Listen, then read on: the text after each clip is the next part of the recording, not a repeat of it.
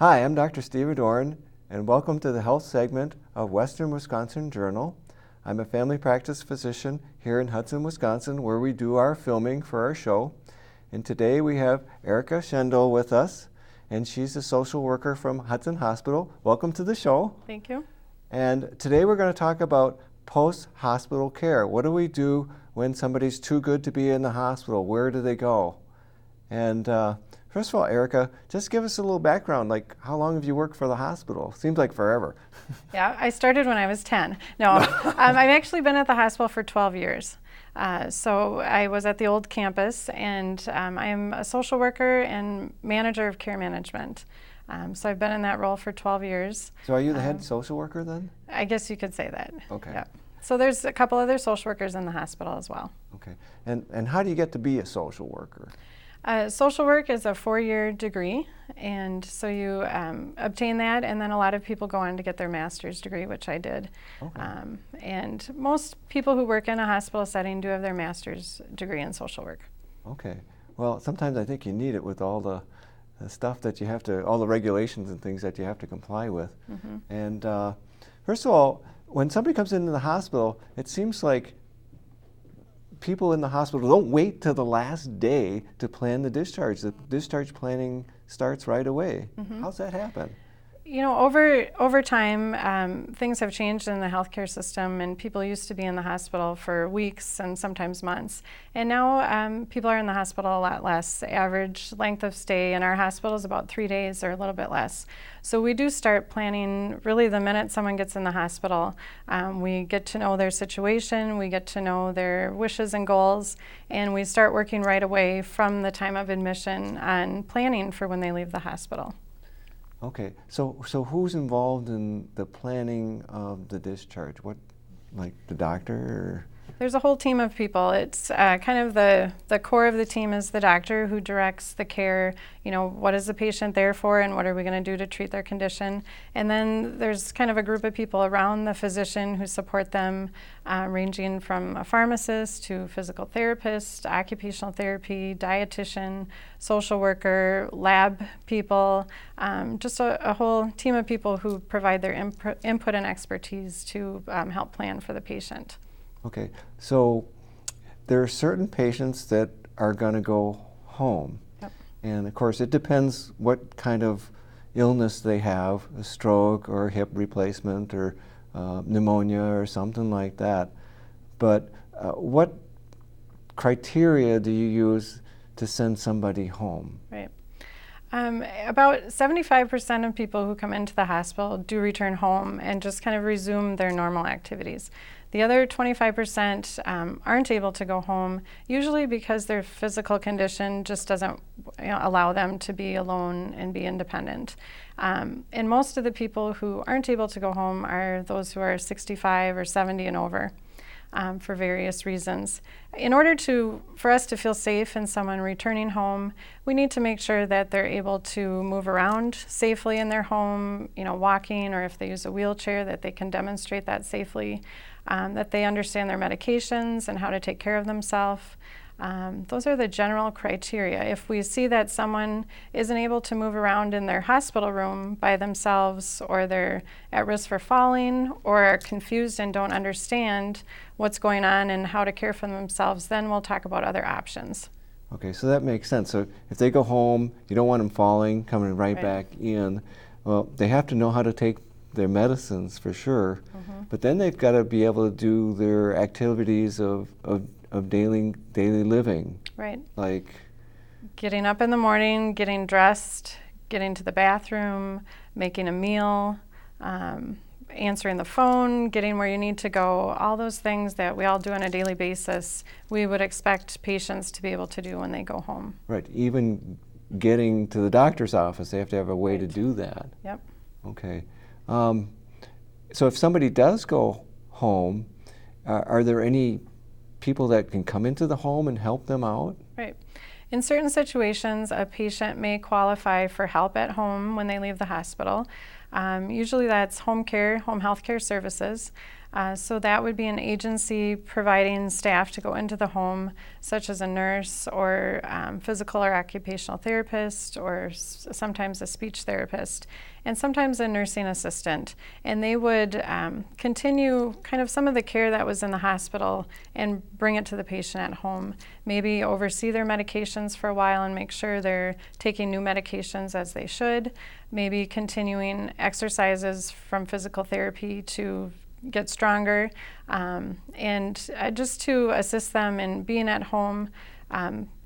Though that's a situation where people are not quite able to be completely alone, but they don't need someone there all the time. So this help would come in usually a couple times a week for a couple hours at a time for a few weeks, just to help with that transition home.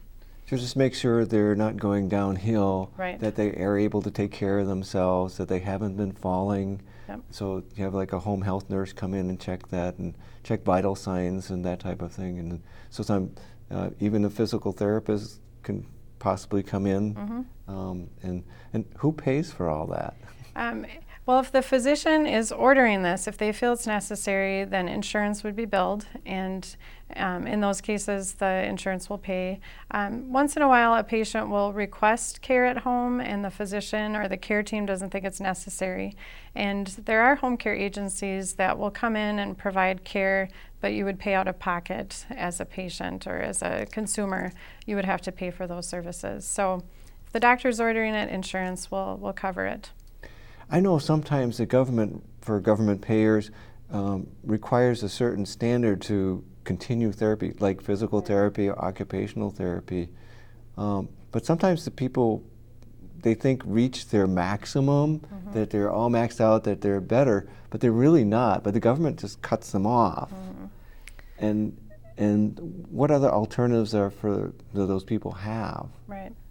There are guidelines that hospitals work under and home health agencies, and they'll authorize a certain number of visits for patients. So if they're at home and they get 20 visits, when those visits end, then the home care agency will help the patient and the family in deciding, what are we going to do now? If we can't continue to come in and provide care to you, do you need to bring in additional care in your own, or do you need to look at changing your living situation? Maybe have family stay with you, or move into a situation where there's help available to you all the time. So it seems to me that if you can't afford continued, like maybe physical therapy, we have an elderly person and they have good days and bad days, and sometimes they have setbacks, and sometimes it's just good to have ongoing therapy. Or if they supposedly reach their maximum potential, but they really haven't. And I've seen that before, where you may have to pay privately to continue the care. Yep, and sometimes that happens, and it's a difficult situation. The rules and regulations are in place.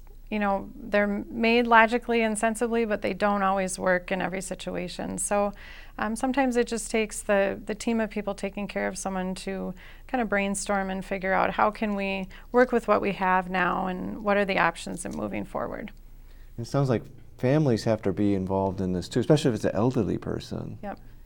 And families, most patients have family who are involved and who can help in caring for someone.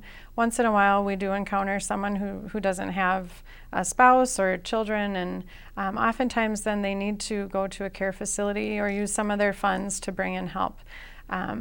We've noticed with the economy, more people are unemployed and able to take care of their family members. Interesting. So a lot of times we'll hear, well, I'm not working right now, so I can go over and help mom a little bit more.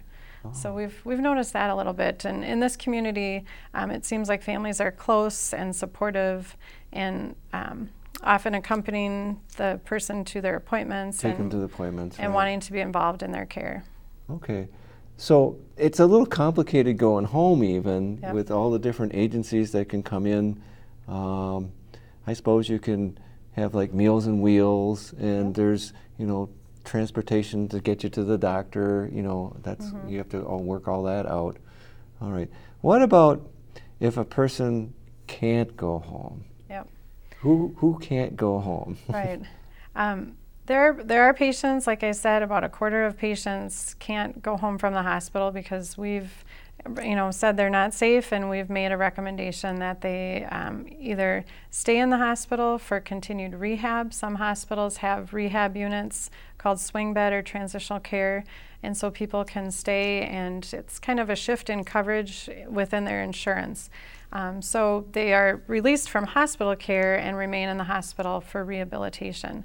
So there's a small group of patients that can stay longer in the hospital for rehab. A number of patients leave the hospital and go to a nursing facility, like a skilled nursing facility or nursing home. And they may go there for short term to recuperate, or they may end up staying there long term and living there. Some patients go into hospice from the hospital, and that can be within their home setting or into a facility that would provide hospice care. And a number of patients, especially elderly, will move into assisted living or into a senior kind of housing campus where they can have additional help and care. And most communities have many of those types of facilities and campuses available.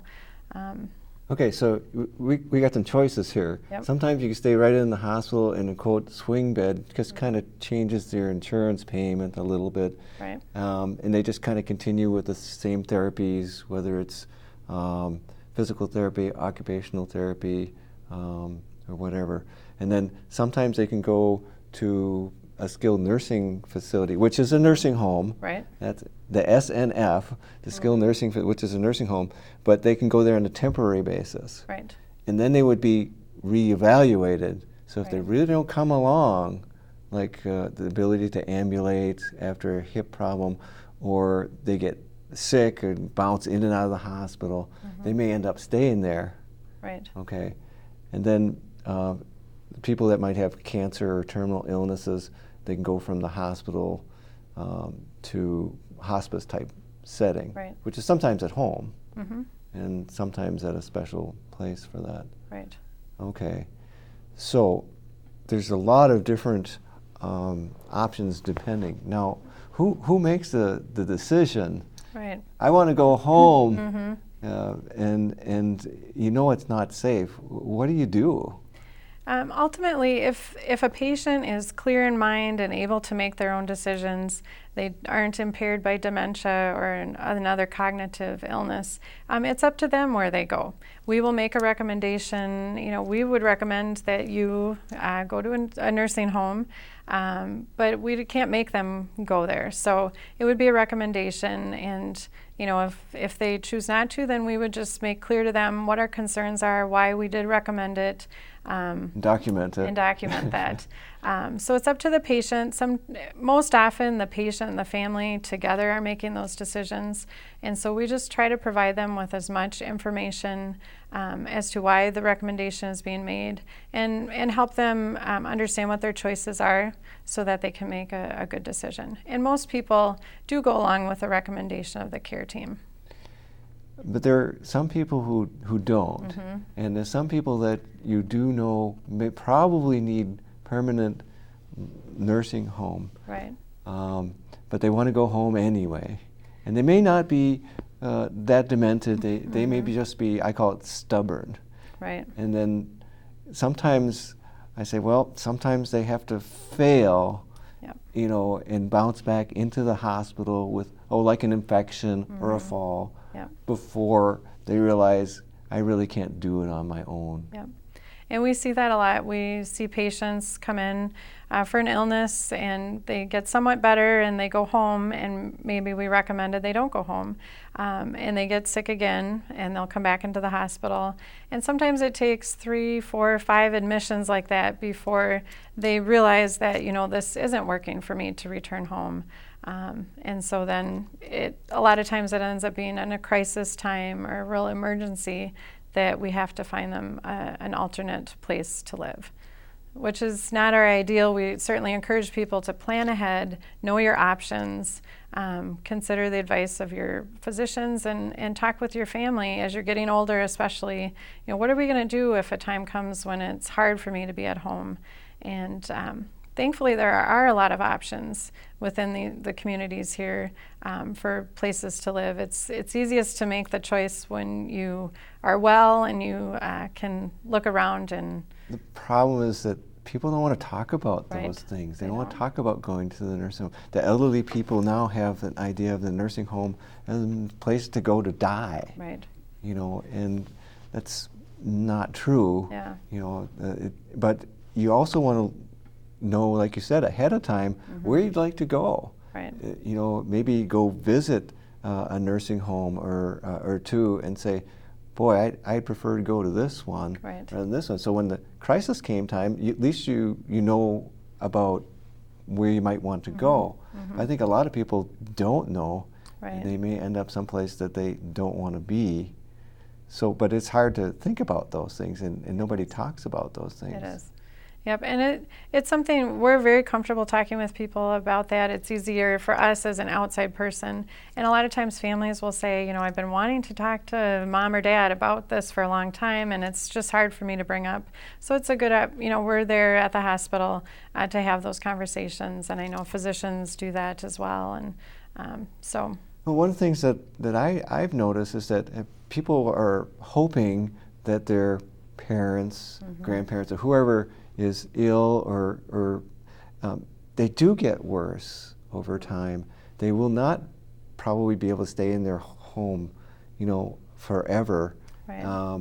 And oftentimes what happens, what we see in the elderly is one thing leads to another. Is that if there's a fall, there's a broken hip, okay, and then there's the pneumonia that sets in because of the broken hip, and then there might be the bleed because you're on a blood thinner, and then one thing, and I basically call it the dwindles. Right. You know, they're getting sicker and sicker, and but before that happens, you should know what the wishes are of the people, or Right. the dementia gets worse and worse. Okay, where did they want to go? Did they want to go to the same nursing home that Grandpa was in, or did they hate that one, or whatever? So these choices need to be made early. Right. And there's a couple of things available to people to be proactive and make those choices. People can complete a power of attorney for healthcare document or living will and talk about, you know, how much do I want to be done to me if I'm sick? Do I want to keep going to the hospital? Do I want lots of tests and procedures done, or would I prefer just to be comfortable? And people can also be proactive in touring facilities and visiting the local Office on Aging. Here in this community, it's Aging and Disability Resource Center, where people can tell you all of the choices in the community for living, for Meals on Wheels, for transportation. And to know that ahead of time is very important, and for families to have that conversation so you don't have to guess when the time comes. Geez, I wonder what mom or dad would want now. I wish I knew. Well, you know, you brought up a good point about living wills and do not resuscitate Right. type of situations, and that's another area that some elderly just don't want to look at. Right. They don't want to really say, well, I'm going to die someday, or I'm going to be sick someday. They don't want to deal with that, and it's really important for families to get down on paper what the wishes are. Right.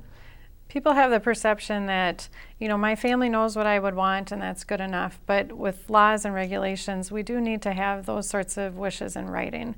So, you know, we encourage people to have a conversation with their physician about resuscitation and end-of-life issues, and then put it in writing. And hospital social workers are available to help people with those documents. And that's sometimes not that easy, so it is important to talk to people. I mean, Yep. I've always said, when I was in residency, I was pushing like the living wills, but I always said, well, what about like the resuscitation part? And that's to me, it's always been separated. It's not always Right. in there. Exactly. And resuscitation is basically when your heart stops and your breathing stops, they start pushing on your chest and giving you shocks and putting tubes down to help you breathe. But you may not want that, because if you're at that point where you're dying, chances are you're not going to come back. Right. And if you do, you may have some brain injury and be in a worse state, or a bunch of broken ribs and be in a worse state, and that wouldn't be fun. Whereas the living will is more of, oh, if I have a bad stroke, what do you want me Right. want to do? Do you want to put tubes down or feeding? So I think it's really important for people to know the difference between that. And then the other one, like you said, the power of attorney. Right. So what does the power of attorney, do? Yep. A power of attorney is a document where you state what your wishes are about your health care, like would I want tube feeding, would I want to be placed in a nursing home.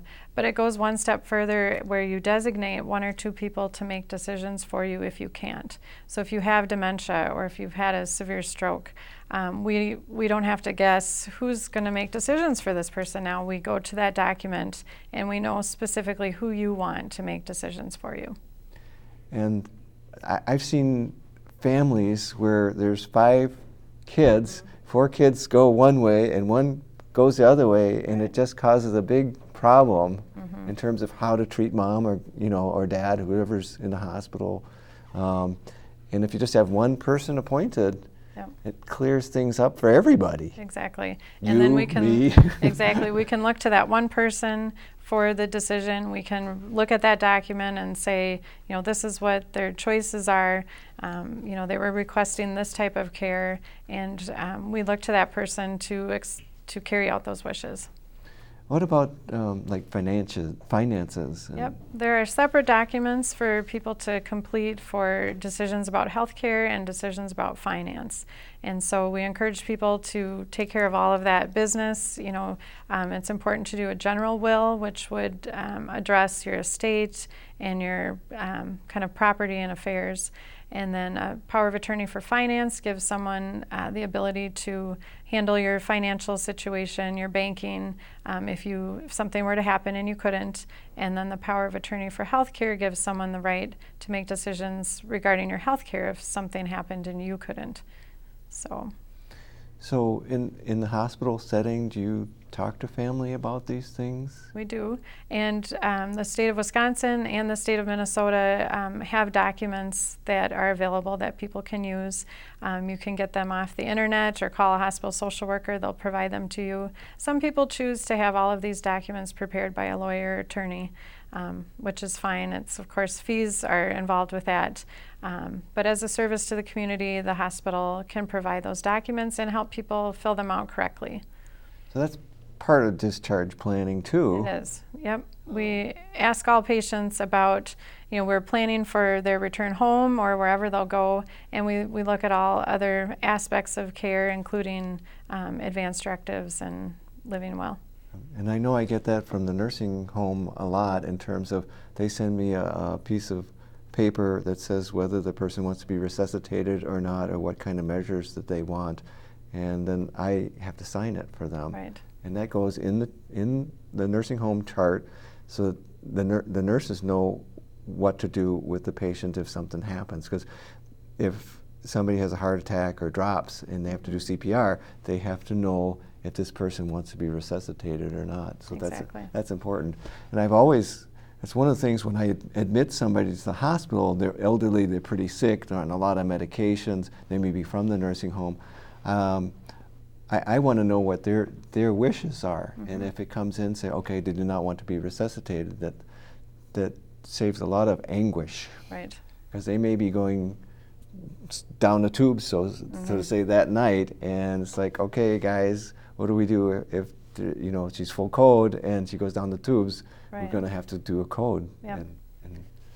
And that's important information for us to know. People sometimes are offended or they feel bothered by us asking questions like that, but it's really important in our, to caregive for them their correctly. Care and in their future and all that kind of stuff. Exactly. There. So it sounds kind of complicated when somebody goes home from the hospital. You have a bunch of people in the hospital, from the pharmacist, the doctor, the social worker, the different therapists, kind of make a decision on whether this person can go home. And sometimes you don't know if they're going to do well at home. Right. It's almost like, okay, well, they can do some stuff and some of this is iffy, we just don't know. So that's kind of one part of it. And then if they don't go home, then you have to decide, where they go. So there's assisted living. Right. Do you ever send people there? Yep. Sometimes people go to assisted living. More often they'll go to a nursing home and see First. how they do for a while. They'll kind of test them out for a couple weeks and then transition them into assisted living if they demonstrate that they're able to do quite a bit on their own. Assisted living generally requires that the person can be alone in their own apartment, that they can get up out of bed into the bathroom, get themselves dressed, and then the rest of their care can be provided. Their meals are provided, medications can be given, a weekly bath, activities, things like that. So it's not quite skilled nursing 24 Right. hour. There's somebody there 24 hours, but it's Right. not that skilled nursing. And then the skilled nursing is going to be the nursing home. So there's Yep, home, round-the-clock there's care. assisted living, there's skilled nursing, and then you mentioned something about hospice if Right. somebody has terminal cancer or something like that.